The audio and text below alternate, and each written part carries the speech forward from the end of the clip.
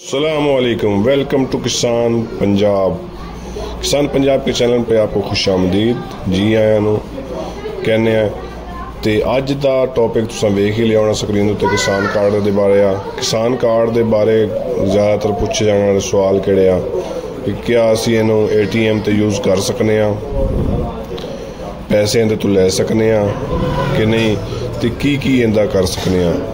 इनके बारे तुहानू मालूमात दी जाएगी। साडे चैनल सबसक्राइब कर लो, बैल आइकन का बटन दबा लो, सजना बेलियां दे नाल शेयर भी कर दिओ। तो शुरू करने वीडियो इनका जी।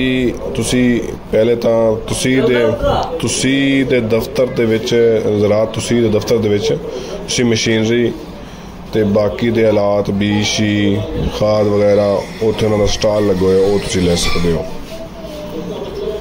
तो ये सिर्फ 1 साल की मुद्दत वास्ते बनया, 1 साल के बाद एक्सपायर हो जाएगा।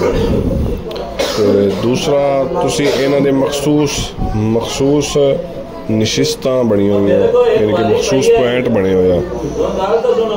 मखसूस पॉइंटां तो तुसी इन्हां दे स्प्रे या खाद वगैरह तुसी लै सकदे हो।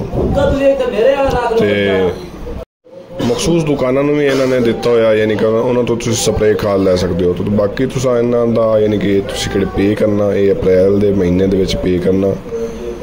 अप्रैल तो बाद तुहानू 1 महीना फिर दिता जाएगा मई का, वो लास्ट महीना होएगा, उहदे विच तुसां पे करना। बाकी उन्होंने नाल तुहानू कार्ड दे नाल कुछ यानी कि मैन्यू भी दिते होणगे, उहदे उत्ते लिखे होया भी होना सारा मालूमात दे बारे कि तुसी लै सकदे हो।